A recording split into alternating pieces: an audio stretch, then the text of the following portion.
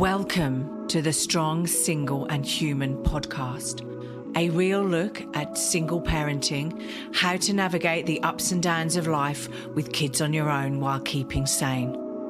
We cover all manner of subjects from domestic violence, dealing with childhood trauma, through to fussy eaters and how to help your kids become resilient. I'm your host, Claire Martin. Welcome. This week's guest, Rachel Burch, is a lawyer turned transformational coach and stand-up comedian.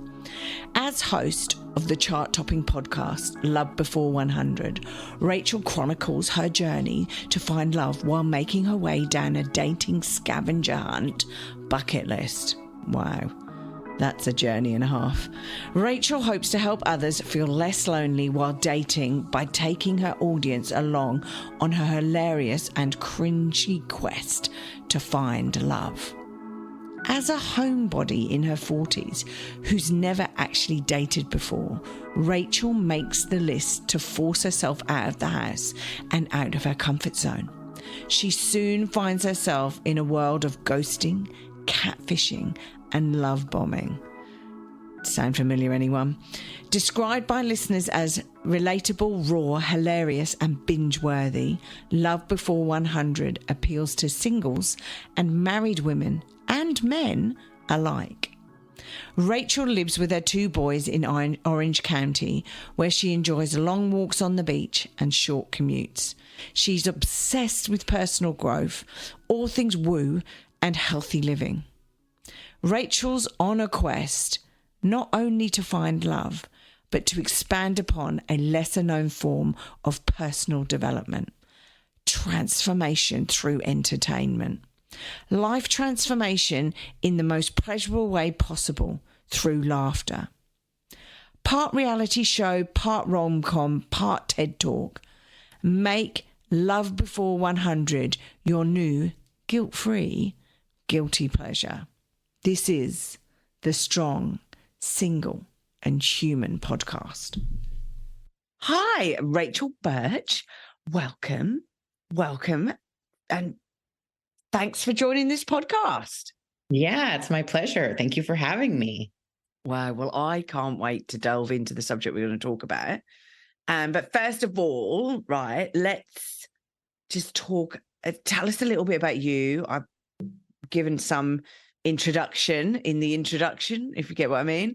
Yes. But tell us a little bit about you and how you got to where you are here now. Sure. So I was an attorney for 10 years. That I always wanted to be an attorney growing up, and became an attorney, practiced for 10 years. And then for a variety of reasons, ended up leaving the law and started a life and business coaching business, which I did up until recently for about 8 years. And I didn't even realize I was kind of transitioning out of it. It was me just kind of shutting down my energy, availability to clients, and not promoting or taking anybody on. And then I had this podcast, a previous iteration, and it was called the Transformation Maven, and it was all transformation things. And then I went to relaunch that as the Rachel Burch Show. And I manifested this amazing producer. Actually, he was the former producer on the TV show, The Bachelor Australia. Wow. And yeah. So finding him, I said, I'm going to relaunch my show, and I'm going to call it Rachel Burch. He's like, no, you're not. Nobody knows who you are. You're not calling it the Rachel Burch Show. And I was like, at least he's honest. True. Yeah. I was like, true. Aussie honesty coming through there. I loved him. I thought he was great. It's funny because it's kind of a like manifesting story, but I had a previous producer and I was trying to bring her back. And so I was researching what the going rate was. And when I went on to Upwork.com, the third person that caught my eye was this man, because he lives in my city here in California, but he was Australian, and I have a big love for Australia and all things Australian. So I thought, well, I should probably check this guy out. And then didn't even see that he was a producer on all these reality shows until we connected. And I just thought, okay, this is the universe dropping this man into my life. So we really collaborated. And I said, I'm going to do a couple episodes about dating, but I have all these ideas. And I said, basically, here are all the ideas. Help me distill it. And together we came up with this concept for the new podcast that I have. And so, yeah, that's kind of how I got to hear from. Yeah. And the new podcast, if we describe it, is If Sex and the City and Jackass Had a Baby. Yes, that's how I describe it. I know, which is awesome. Thank you. So, okay. So are you looking for love right now? Is that where we're at with everything? Sorry, let's take a step back, right? We should explain a bit about the podcast. Okay. And what the actual podcast covers, right? Because I think it's great. It's just awesome. But let's cover off what your podcast actually covers off. So this is Love Before 100. Yes. Love Before 100. So it is I call it part rom-com, part reality show, part TED Talk, because it kind of marries.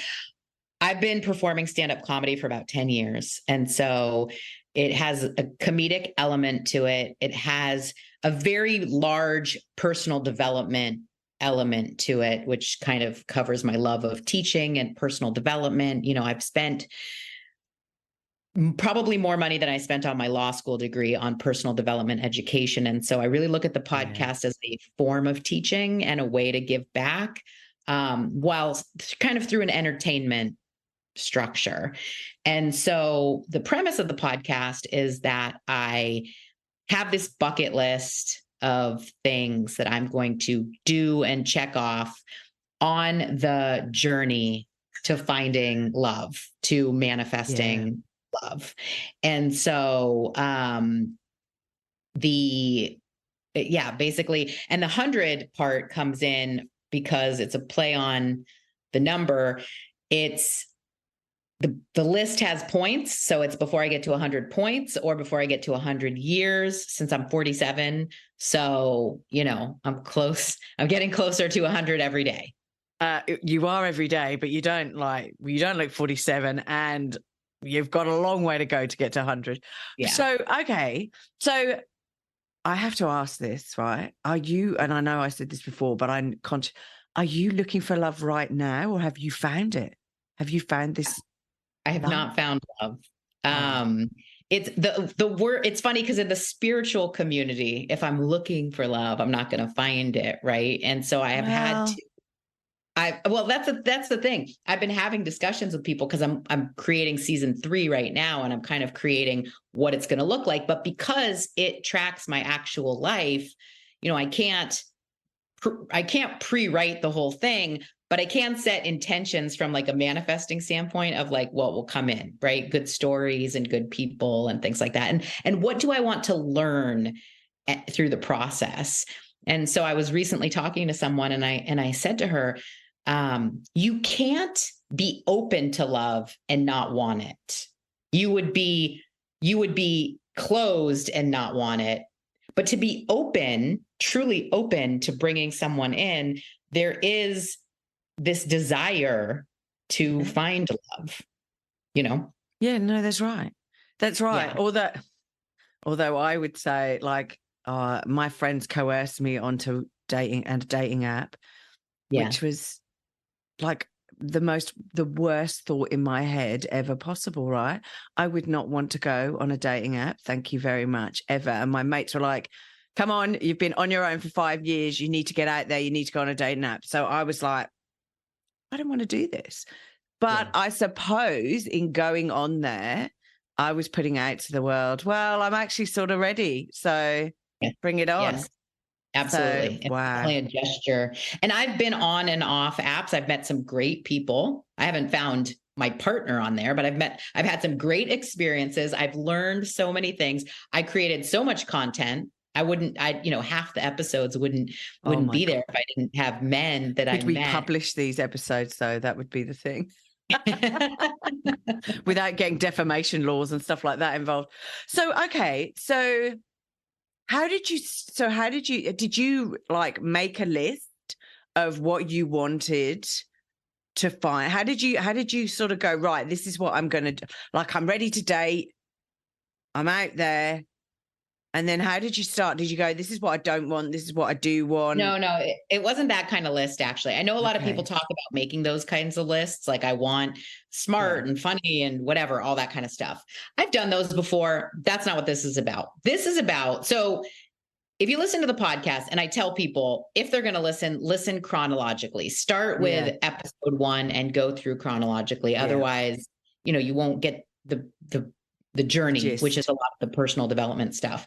So this whole podcast came out of it's hard to use even the term relationship because things are so weird. But I mean, even you and I have a relationship, right? We have like so it was a relationship that I had with a man that I met on a plane. We had a 3-month conversation. He lived in a different state than me. Basically we had 2 like overnight dates, travel dates, and the time on the plane. So when I started dating him, which was about 1 year and 3 months ago, or whatever it was, seeing him, talking to him, I realized, I have anxious attachment style. If I don't hear from him, if he says that if it doesn't, I get very anxious. Like, oh, this is over. Does this mean it's over? What's happening? All that kind of stuff. So I created a list because I knew we weren't exclusively dating. There's a couple ways to date. You can either immediately jump in right away. I've had men, after a first date say like, I want to be exclusive. And I say, I don't know you. I'll go on a second date with you, but I don't know you. And then there's some, a lot of people date a lot of people until they find one that they kind of want to settle on and become exclusive with. And so I knew that was what this man was essentially doing. And so I was just kind of new to dating after, I'd been divorced quite a while, but kind of like you, I had like a bit of a break. So to quell my anxiety, I came up with a list of men that I would want to go on dates with before I found my like person. So it was like an Irishman, an Australian, a fireman, a lawyer, a police officer, like a B-list celebrity, a Southern gentleman. My God. List of all these men that I would want to go on a date with. So that's how it started. It was kind of like, let's make a game out of this to take the anxiety away from focusing on this one man Okay. So I get you. So because of that anxiety that was there, you went, right, let's just make this a game. Let's take the stress out of it. Take the stress out of dating, basically. Like the thought that came in my head there was like, I was like, oh my God, how are you going to meet all these people in these specific specific things, specific roles, careers or whatever. Wow. Yeah. Okay. So you made your list of men. Yes. That just blows my mind. I can't think of anything worse than making a list of all the different men that I want to date, right? That would be a nightmare. No. And that's how it started. The list has gone through many iterations, it's gone from the type of man that I'd want to date, or just those categories of men, which was just, again, to try to quell my anxiety because I was very anxious. And then when it really became the podcast, I started going, okay, what if I haven't done this one yet, but this was like the first, said, what if I went to a firehouse and I just like went in, because there's a firehouse right by my house. So a firehouse is like a fire station, where we have firemen and like they're all and big engines and all of those things. Fire trucks. Sorry, I'm just conjuring this image up in my little head. Anyway, see, what about if you went to a firehouse? What if I went in? There's a Starbucks right in the same center. What if I went in and said, "Look, I'm doing this thing. I need to take a single fireman out for coffee." Oh my God, you've got balls. Well, Sorry. So I have, like I said, I haven't done that one yet, but that was because firemen was on my list. But I've now gone out with, I think, 3 firemen. So I could just cross that one off the list. Cross them off. And obviously not your dream man. Not my dream man. Cross them off. Well, not yet. There may be a fireman out there that is. Maybe an Australian fireman That Could is. be. Ticking Could be. 2 boxes there. Yeah. Wow. Okay. So do you have a date range? A date range, an age range? Do you go, oh, I'm not dating, or do you just go, well, if he's a fireman, happy days, tick. He might be 24, but that's all good. I play with age ranges. I've tried. I love your work. It's great. Like I wouldn't, but like that's okay. We're all different. Yeah. Wow. I've got mates who do play with ages. I don't like too much older. Oh my I think like God. 51 or 52 is like Yeah. the max. I've been out with a bunch of 44-year-olds, so that's only a couple years younger. But lately I've been meeting a lot of like 37-year-olds, and I feel like, I don't know that I'd want that to be my person, but like you can go out on a date with one, or you can, have a conversation. Nothing's gonna. You could go out with a 24-year-old. Well, I've had a couple conversations with 27-year-olds that have reached out just when I was on a dating app. Never met up with them. I just thought, for content, let me have a conversation. No judgment here. It's okay. It's good. It's okay. Yeah, like it was interesting, but I've not been out with younger men. Not for me. Like a lot younger men. I've been out with men who are 10 years younger than me, 12 years younger than me. Not really my scene, I have to say. I think it depends on there could be kind of like an outlier, extra mature one, but I haven't run across that yet. No, I haven't either. And I'm not looking for that. I'm not, I feel last night. So one of the aspects that I talk about on my show is that I live in Newport Beach, which is Real Housewives of Orange County. The original one was born here, right? So it's very hard to date here because it's very superficial. There's a lot of, the women are looking for money and the men are looking for youth and boobs and all this kind of stuff, right? Did I say boobs on your show? You can. You can. We and Jeff all the time on this show, so it's fine. So last night I went out and I saw a man in his 30s. Right. And I was like, okay, maybe I would chat with him. Then I noticed he was wearing a wedding ring. So obviously I'm not interested in that. That's not on the list. What? But when I left, we went to dinner. I came back because my friend was staying at the hotel and he was at the hotel bar. He was chatting with this like 85-year-old woman. And I was like, well, how sweet. That's really nice of him to be talking with this woman.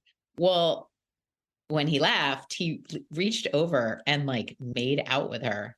And I was traumatized. And then he left and she was so happy. And then they brought her wheelchair and like wheeled her, out. Yeah. And I was like, did she hand over any money? No.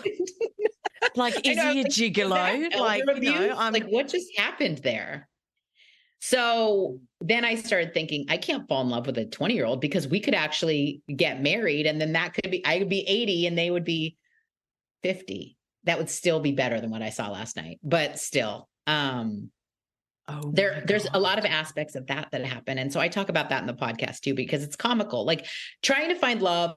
And this is actually how I would describe it. I live in like Peter Pan Island where nobody wants to grow up, but I'm looking for a grown up. And like around every corner, it's just another kid. Sometimes they dress like a grown up, but it's always just a young kid dressed up as an adult. So sounds to me like, Rachel, you need to come to Australia, okay? Yeah. Because we have a lot of kids here as well, I have to say. But, there are some full-on crazy-ass men here. So, you just got to move over. Come over. You do comedy. Come over for the Melbourne comedy festival, right? Come over. You can work in the evenings and then work in the daytime with like your podcast and your stories. It would be great. I had looked at that one year. Maybe I will. Do it. That would be do fun. it. It's great. And it's look, it's not summer, okay, I have to say, because it happens like April time, which is sort of it's sort of going into our autumn. But like it means it's not baking hot, but it's not freezing cold either yet. So it's sort of a mishmash of both. And it's great. It's such a good atmosphere. And hey, and you get to come over and date an Australian. Although it sounds like you already have, but hey. No. I went on a date with an Australian one date. Wow. I'm going to have to ask this. How did you find that? Because obviously I've dated a lot of Australian men.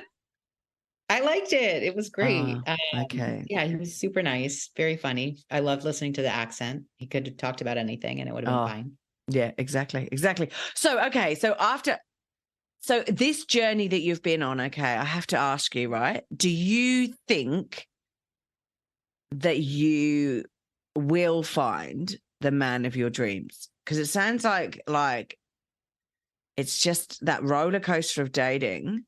Yeah, But like, do you think there it is is. like, I'm not sure about this soulmate malarkey. I'm not sold on that because everyone goes, oh, everyone's got a soulmate and blah, blah, blah. And I go, yeah, and I don't think so. What about you?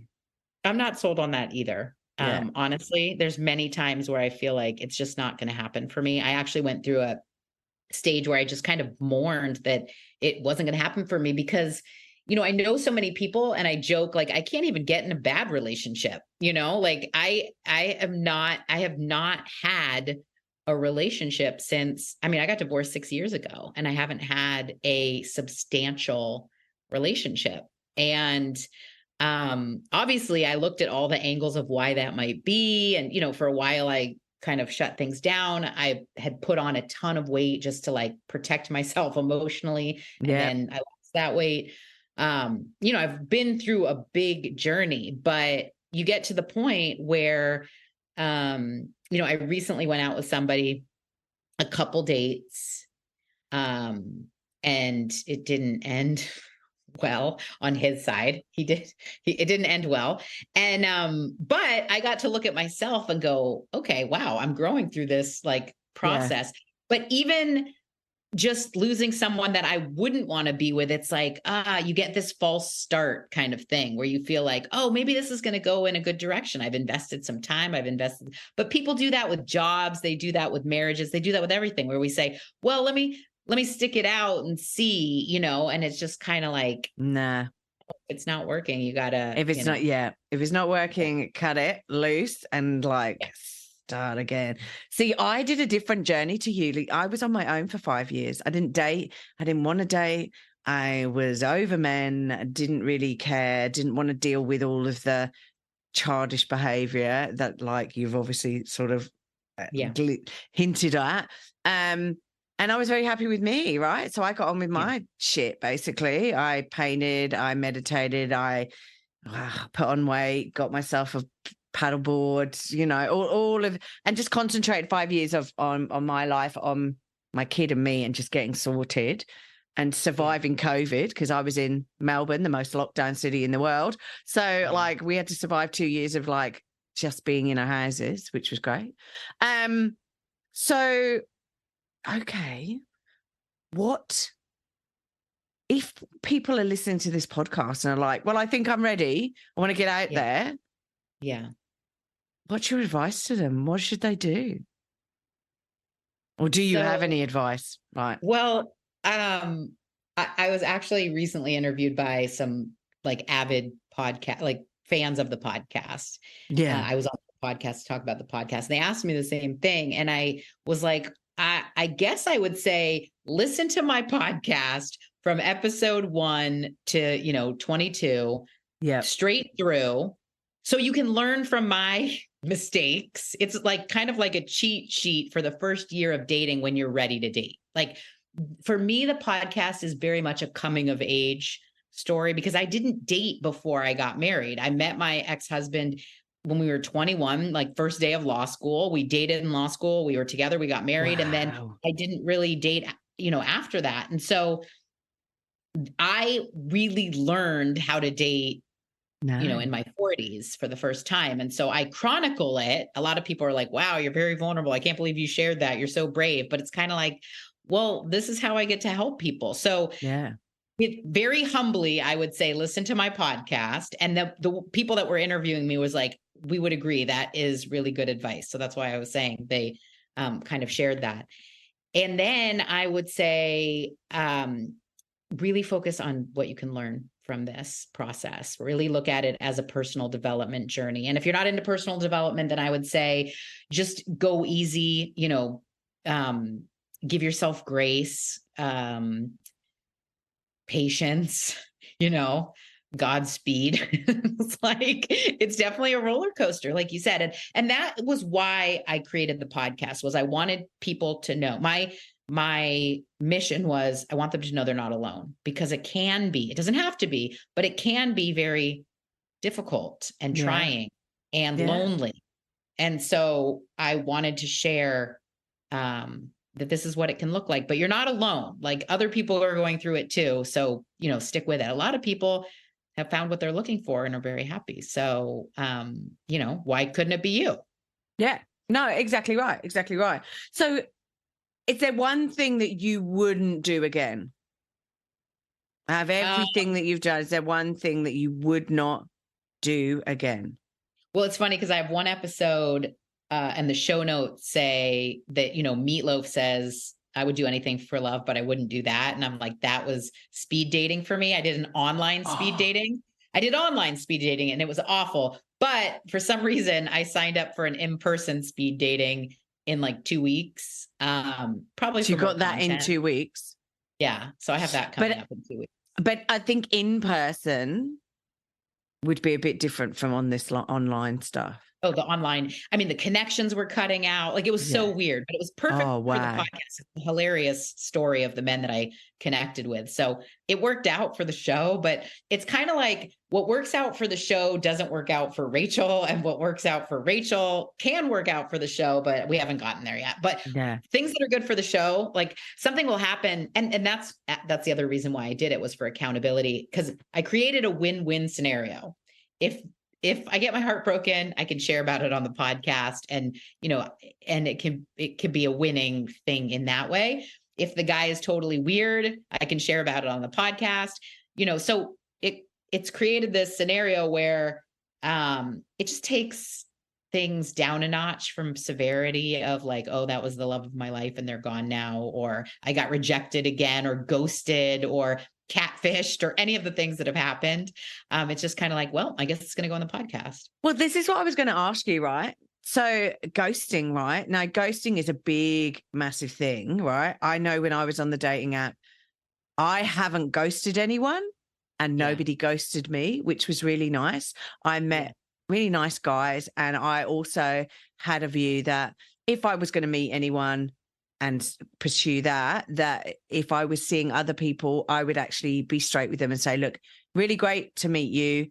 But I've met somebody. Thank you very much. I'm going to pursue that interest and go from there, right?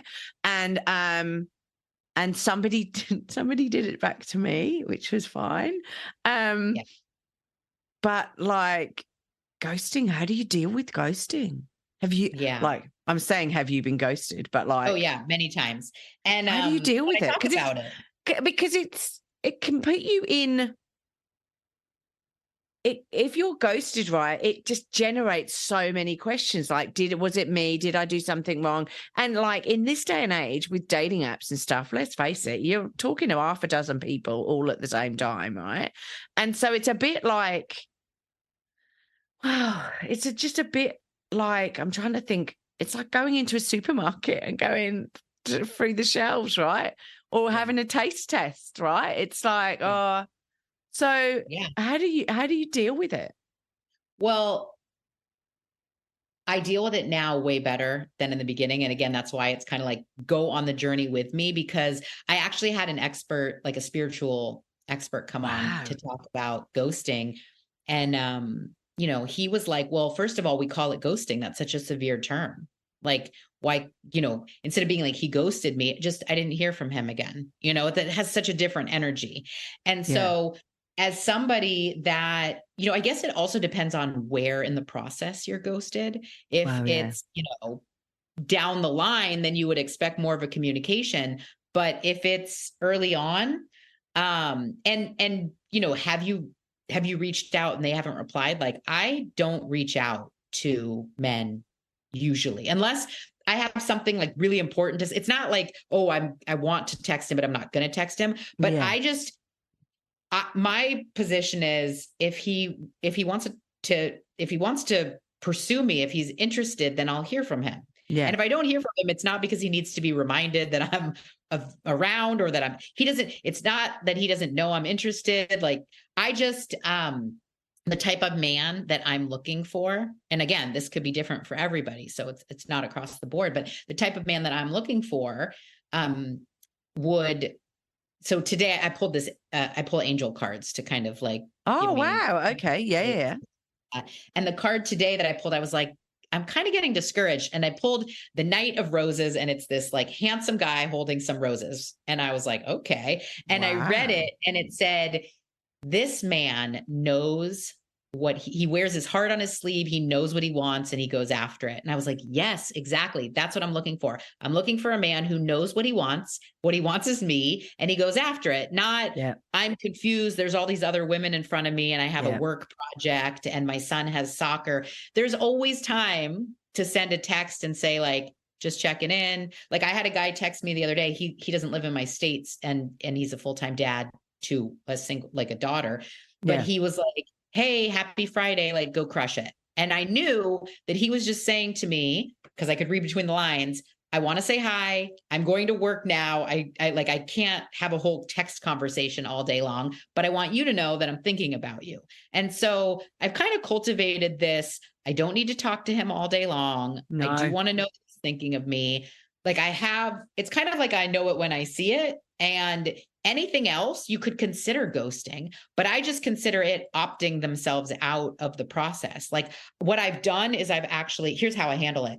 I've flipped the script. So instead of them not choosing me by not texting me and ghosting me, I don't choose them because I'm not really liking their communication style. Yep. I don't really like how often they're thinking about me. I just go like, you're not the guy who knows I'm the one. And if you don't know that, then Exactly you're not right. for me. And that exactly right. the power back for myself. So, but I had to learn. I agree. And I think, and I learned it the other way by like just filling my life, right? Just getting on with my life, right? So my life is very full. And I sort of go, if somebody wants to fit into my life and share my life, that's great. Happy days, share my life, right? But I'm not going to change and amend my life to fit in with their life. That sounds really bad, but like it's not like, you fit together. And like I have to agree with you, right? My view is if you're part of the way through the relationship, right, and sort of like maybe you've got exclusive or whatever, and then they ghost you, I go, wow, you dodged a bullet, right? Because if they're ghosting you and they haven't got the balls to actually turn around and say, look, hey, just isn't going anywhere and blah, blah, blah, they're not the person for you because they just don't have the kahunas to actually man up and say, hey, or woman up and say, hey, sorry, this isn't working out, and be an adult about the whole thing. And they just ghosted you because it's too hard for them to actually deal with your emotions and their emotions. And that's not what you want. You don't want an emotionless person in your life. So, wow. Okay. So, what's next for you then? What's coming up?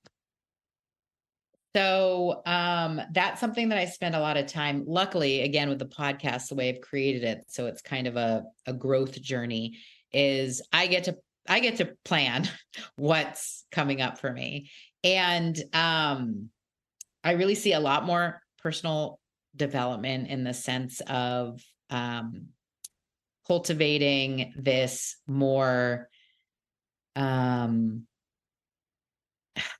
I guess, independent, kind of stable, fulfilled version of myself. I'm so there, but even more so, how can I cultivate that? I'm spending a lot of time, you live where people vacation, right? They come here. I know it's winter there, but it's summer here. And so it's bloody cold here, but I was in my bathing suit yesterday. I'm going to be in all this week. And so I've been going to, with girlfriends, different resorts around here and working from there and just kind of adding romance to my life without a romantic relationship. So, going out to dinner, going to concerts, just filling up my life with all these pieces that I, crave, even more so than normal. They're normally in my life, but just like really being intentional, because there's only 7 weeks before school gets back in session. And so, what do we go to the beach? Like, what are the different things that we do? So there's a lot of that. Work wise, people keep asking me if there's going to be a book.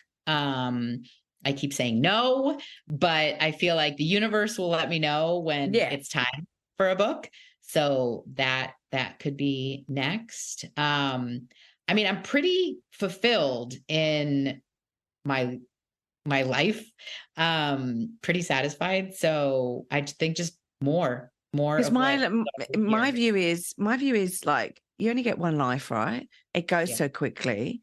Stop worrying about dating, and live your life like you, right? Like, just treat dating as a game, right? Treat dating as a podcast. Treat dating as whatever you want, right? But it's one element of your life, right? And there's so much more. And with friends and all of those sort of things, just focus on living life and shit'll happen, hopefully. Well, and I will say, in case you have, people that are listening that are kind of similar to situated to when I started, I hated when people told me that. Like, I hate people said, like, oh, just try to find love within yourself. And, and I was like, I love myself. I spend so much time by myself. I enjoy my company. I'm looking for a companionship.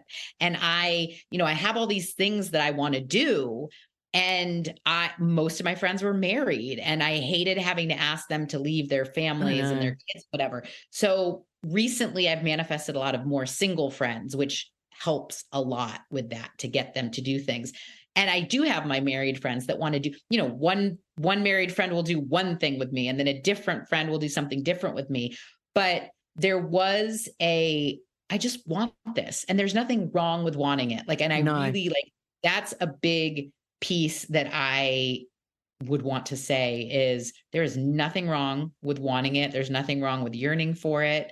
There's different ways to go about it, but any information that you take in, especially if you're on Instagram, there's so many people that want to tell you that you're doing it wrong. There's so many people that want to tell you you're communicating wrong, you're thinking about it wrong, you're wanting it wrong.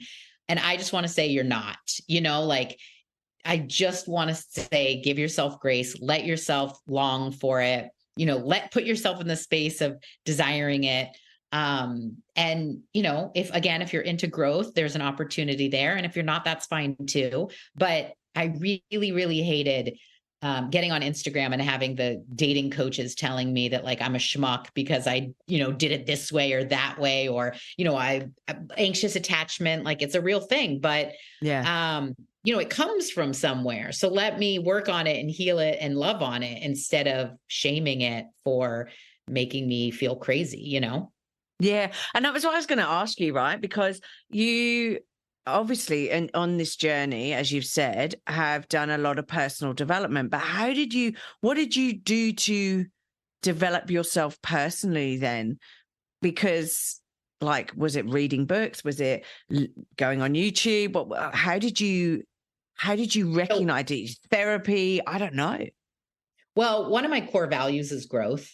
So me too. There's even when you're 85 and you're snogging some guy in a hotel bar, right? You're growing, right? You are definitely growing, darling. But it's just like, maybe at 85, I'm not sure I'd want to be doing that at 85. But anyway, each of us have fun, right? She's having fun. Exactly. She loved it. Exactly. They brought her a wheelchair and off she went. But I agree with you, right? We grow all the way through our lives, right? So, we should never stop. Never. Yeah. And I've been in courses constantly and books and everything. So I would say, like, a lifetime of all that experience, served me. And then I had to look at things differently with working with a coach again. And I've been to therapy. I'm a fan of therapy. I recommend therapy.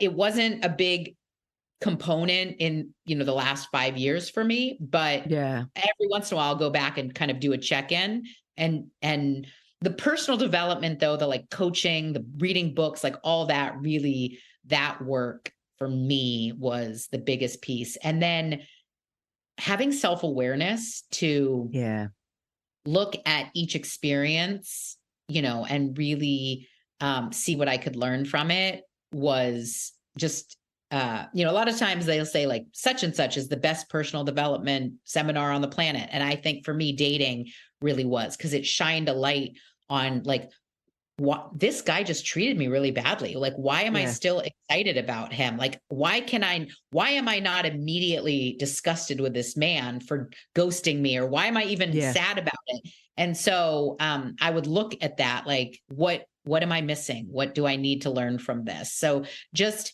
the adventure of life, I guess, is the biggest teacher for me right now. And having that self-awareness to spend time looking at what I want to change. And it is about taking a breath and sitting in where you're at and asking those questions. I completely agree with you. It's like going, well, why am I starting to get panicky about stuff? Why am I starting to feel like I need to run?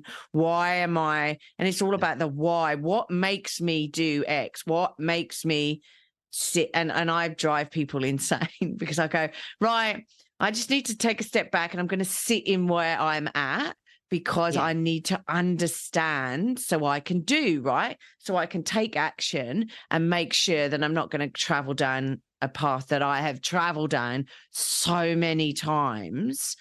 And I also sit and go, which obviously, well, I say obviously, but it might drive people crazy, because I just say, I'm just sitting in now, right? I'm not looking to the future.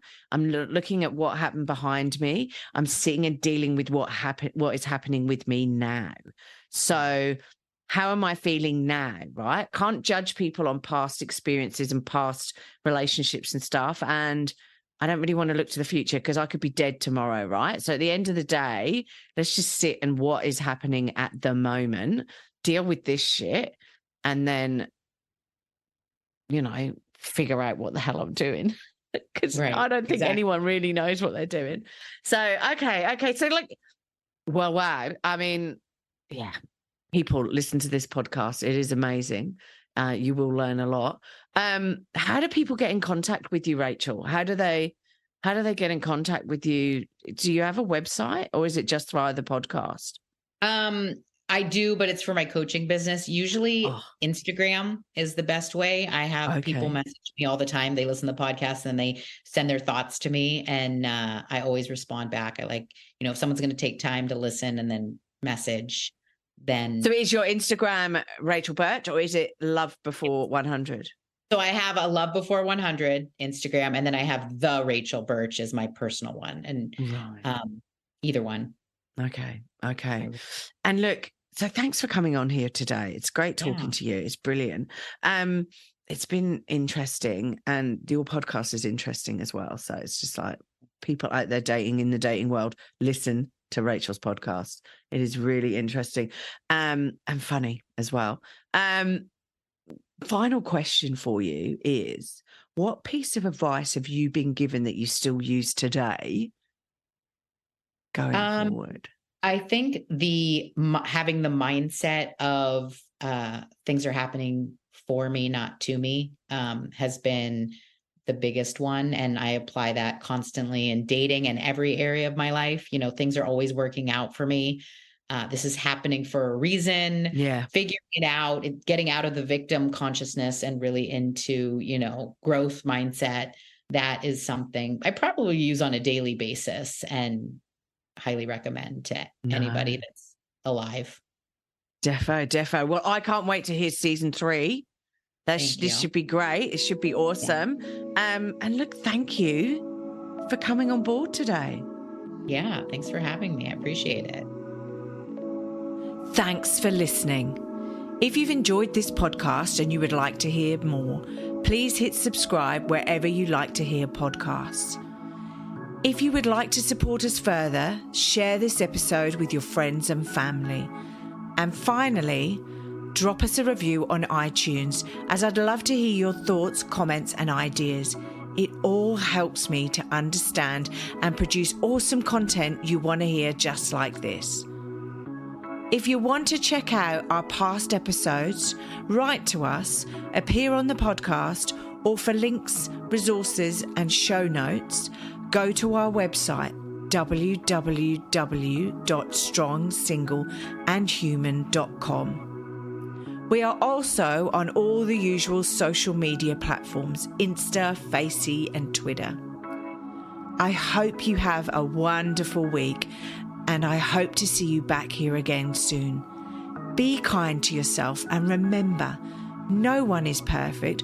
We're all just putting one foot in front of the other and doing our best. I'm Claire Martin, and you've been listening to the Strong, Single and Human podcast.